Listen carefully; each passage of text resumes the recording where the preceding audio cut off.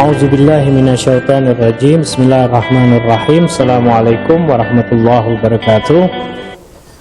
Di sini Ana akan membahas atau mengkaji, bisa dikatakan menjawab, meluruskan pemahaman bid'ah di tengah-tengah kaum radikal yang terus-menerus gencar mengatakan kaum muslimin ketika melakukan maulid atau tahlil itu dikatakan sebagai bid'ah, bahkan dikatakan sebagai syirik.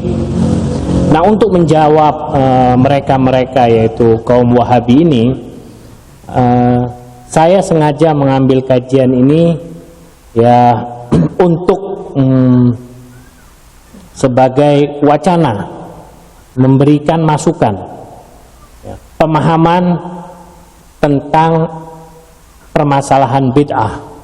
Nah, kaum Wahabi ya, kaum Wahabi dan kelompok-kelompoknya ya, sebenarnya mereka ini paham atau tidak paham kita nggak tahu ya. Mungkin bisa jadi paham karena itu ideologi mereka atau pemahaman mereka yang seperti itu, sehingga mereka memonopoli kebenaran bahwa mereka lah yang paling benar di antara muslimin yang ada pada saat sekarang. Nah,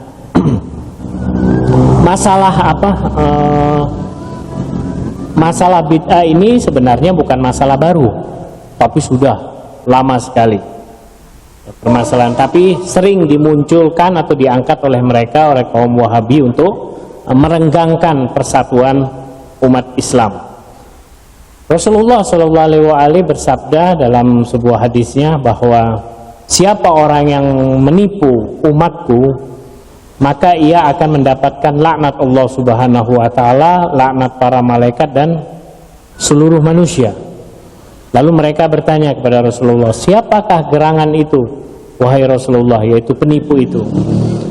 Rasulullah SAW menjawab, mereka yang mengada-ngadakan atau membuat sesuatu yang baru di dalam agama, atau ya sehingga dikatakan itu adalah sebagai bid'ah. Nah, kalau menurut Ana di sini kita harus menggunakan akal sehat ya, terutama mereka kaum Wahabi untuk menggunakan akal sehat mereka ya. Jadi semua gerak-gerik hidup itu yang dilakukan yang tidak dilakukan oleh Rasulullah SAW itu dicap sebagai bid'ah kalau pada zaman sekarang dilakukan. Jadi kalau Rasulullah tidak melakukan pada zaman dahulu lalu dilakukan pada zaman sekarang, maka dicap bid'ah oleh mereka, oleh kaum Wahabi. Nah, ini kan ini aneh, yaitu tidak berlandaskan pada logika. Dan kalau kita lihat ideologi seperti ini atau pemahaman seperti ini sangat radikal ya. Yaitu seakan-akan seakan-akan jadi agama Islam ini nggak ada keras sekali seperti itu. Perkara yang harus kita pahami, ya, perkara yang harus kita pahami terlebih dahulu, kita membatasi pemahaman bid'ah, ya, membatasi pemahaman bid'ah itu dalam ruang lingkup hukum syariat. Ya, pembatasannya itu tidak lepas dari 3 poin. Yang pertama, bahwa memasukkan sesuatu dalam agama secara akidah atau secara syariat dengan cara menambahkan.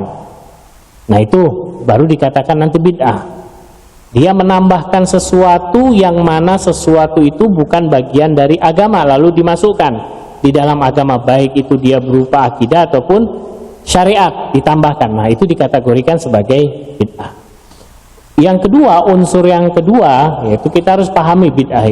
Bid'ah itu adalah kalau ada unsur menyebarkan atau unsur berdakwah, dia menambahkan sesuatu lalu dia sebarkan di luar, dia katakan ini adalah Rasulullah telah mengatakan, telah mengerjakan, nah, itu baru dikatakan bid'ah. Tapi kalau dia menambahkan terus dia kerjakan sendiri, dia yakini sendiri, dia kerjakan di rumah, ya itu nggak ada unsur bid'ah, yang dosa dia gitu. Tidak ada unsur penyebaran.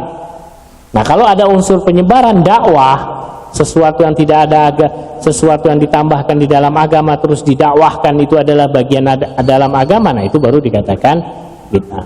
Itu yang kedua. Yang ketiga, tidak ada dalil syariatnya. Tidak ada dalil syariat yang mendukung. Jelas tidak dalil itu adalah yang dalil ada sumbernya. Jadi tidak ada dalil yang mendukung. Nah, poin pertama atau yang pertama tadi yaitu pembahasan tentang bid'ah yang berhubungan dengan syariat, ya, syariat agama, ya. Jadi berhubungan dengan syariat agama saja. Jadi jika di luar dari syariat agama, ya tidak ada kaitannya dengan bid'ah. Misalkan orang pakai mic lagi ceramah, mic ini nggak ada hubungannya dengan ibadah, tidak ada hubungannya dengan agama. Itu teknologi, itu teknologi. Orang pakai speaker, itu nggak ada hubungannya, nggak ada hubungannya dengan agama. Jadi sesuatu yang tidak ada hubungannya dengan agama tidak bisa dikatakan bid'ah, meskipun dia tidak ada pada zaman Nabi Shallallahu Alaihi Wasallam. Nah, dikata fawailun lilladzina yaktubuna alkitab biaidihim thumma yaquluna hadza min indillah. Juga yang perlu harus digarisbawahi, celakalah bagi mereka yang menulis kitab. Menulis kitab itu maksudnya dia mencatat tentang agama dengan tangan mereka sendiri, kemudian mereka mengatakan ini adalah dari Allah, bersumber dari Allah. Nah itu fawailun, celakalah mereka. Yang kedua, unsur yang kedua tadi yang perlu kita harus garis bawahi, tidak ada penyebaran atau tidak ada ajakan dakwah. Bid'ah itu adalah memasukkan sesuatu yang bukan dalam agama ke dalam agama, kan gitu. Nah, jika ada orang yang melakukan perbuatan tertentu yang tidak pernah dilakukan oleh Rasulullah, dan dia melakukan hanya atas nama dirinya sendiri di rumahnya, ya, baik dia menambahkan atau mengurangi, baik dalam sholat atau dalam puasa, dia lakukan sendiri, tidak dikatakan bid'ah, karena itu berhubungan dengan dirinya sendiri, tidak ada unsur dakwah. Yang dosa dia. Jadi bid'ah itu ketika ada unsur penyebaran pemikiran, penyebaran ideologi tentang agama yang dia tambahkan atau akidah, yaitu syariat atau akidah, dan disertai dengan adanya ajakan kepada masyarakat dengan mengatakan perbuatan ini adalah bagian dari agama, atau Rasul telah mengerjakannya padahal tidak, baru dikatakan bid'ah. Ada unsur penyebaran. Nah, yang ketiga, unsur yang ketiga yang perlu kita harus garis bawahi, tidak ada sumber dari agama. Jadi pemahaman bid'ah ialah tidak ada sumber dalil yang membolehkan perbuatan itu dilakukan, baik dari Al-Quran ataupun Sunnah, tidak ada sama sekali, tidak ada sumbernya. Nah, jadi bid'ah itu tidak akan ada jika tidak ada faktor-faktor dan tujuan tertentu. Tidak akan muncul. Apa faktor-faktor itu? Yang pertama sejarah. Yaitu sejarah sebagai saksi, ya. Sejarah ini bisa sebagai saksi, yaitu ketika adanya seseorang yang berlebihan dalam ibadah yang dilakukan pada sebagian sahabat Nabi pada zaman Nabi. Pada waktu itu ada dari Qais bin Hazim meriwayatkan, berkata suatu hari Rasulullah SAW melihat wanita yang tidak berbicara sama sekali. Beliau bertanya, kenapa engkau? Wanita itu menjawab, sedang puasa, tidak berbicara. Beliau berkata kepadanya, bicaralah sebab perbuatan itu tidak dibolehkan, haram. Dia apa? Membuat puasa, dengan puasa tidak berbicara. Nah itu, seperti itu. Ada penambahan, seperti orang berlebihan juga dalam misalkan berwudu. Kalau kita berwudu misalkan batasnya sampai siku, lebihkanlah supaya nanti cahayanya menjadi lebih. Nah itu namanya berlebihan di dalam beribadah. Jadi sesuatu yang kita lebihkan di saat beribadah itu akan mengakibatkan kepada bid'ah nanti. Bukan dia tambah dekat kepada Allah atau tambah khusyuk, enggak. Jadi itu adalah faktor-faktor yang memunculkan bid'ah. Yang kedua, faktor yang lain yaitu fanatisme buta. Jadi sebab-sebab lain yaitu mereka mengatakan bapak-bapak mereka terdahulu atau nenek-nenek moyang mereka terdahulu mengerjakan. Nah, fanatik inilah yang terkadang cenderung bersifat mengakibatkan orang tergelincir.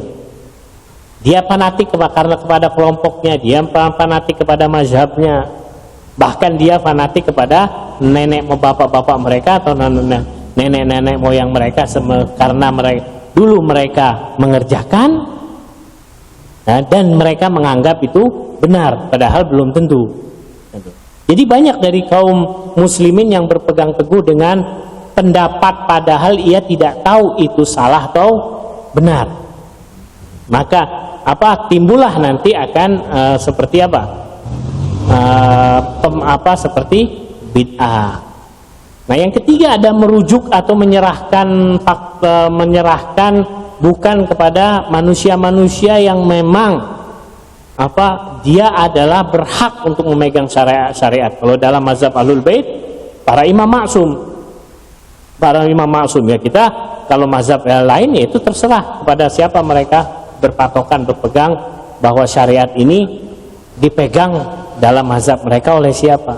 Kalau kita dalam mazhab Ahlul Bait adalah kepada para imam maksum yang memegang atau menjaga syariat Allah dan Rasul.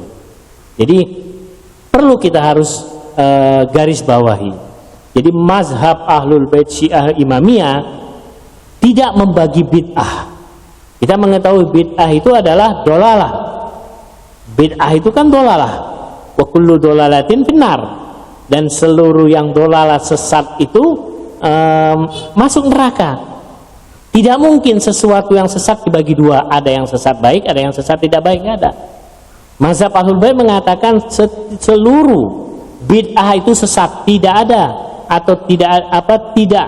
ada pembagian bid'ah itu sayyi'ah dan bid'ah hasanah. Seluruh bid'ah masuk neraka, sesat. Kok bisa misalkan keburukan dibagi dua, ada yang keburukan masuk surga dan keburukan masuk neraka? Tidak ada. Jadi tidak ada pembagian bid'ah.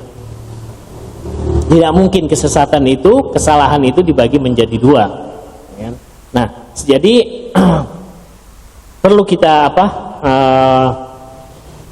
pahami bahwa apapun yang dilakukan oleh umat Islam, kalau itu tidak ada pada zaman Rasulullah, tapi itu adalah perbuatan baik, maka akan ada ganjarannya. Contohnya aja misalkan kita makan. Kita makan, kalau kita niat makan itu adalah untuk ibadah supaya badan kita sehat, itu akan mendapat pahala. Kalau kita niatkan, kita minum dengan niat mensyukuri nikmat Allah dan untuk mensehatkan badan kita, itu akan mendapat pahala. Apalagi perbuatan-perbuatan yang baik yang memang pada zaman Rasulullah tidak ada. Yang jelas amalul hasan. Kalau dalam mazhab Ahlul Bait disebut dengan amalul hasan. Misalkan ada orang yang bangun sekolah, memang zaman Rasulullah nggak ada sekolahan. Nah, tapi apa? Membangun sekolah adalah perbuatan baik, bukan bid'ah hasanah, tapi perbuatan baik. Tidak ada pembagian kata bid'ah. Jadi banyak sekali perbuatan-perbuatan yang mana pada zaman Rasulullah tidak ada, tapi perbuatan itu baik untuk masyarakat. Dan kalau kita niatkan untuk kepentingan masyarakat, kebaikan masyarakat, kita akan mendapat pahala. Ini saja sedikit. Jadi perlu kita renungkan sekali lagi bahwa bid'ah itu tidak ada pembagiannya. Tidak ada pembagian bid'ah menjadi hasanah dan sayyi'ah. Kullu bid'atin dolalah. Tapi perlu harus digarisbawahi juga bahwa tidak seluruh perbuatan yang tidak ada pada zaman Rasulullah SAW dikatakan bid'ah. Kalaupun itu baik dan bermanfaat untuk masyarakat, maka disebut dengan amalul hasan, perbuatan yang baik. Dapat pahala tidak? Dapat. Faman ya'mal mithqala dzarratin khairan yara. Ini saja sedikit yang bisa saya sampaikan, kurang lebihnya wassalamualaikum warahmatullahi wabarakatuh.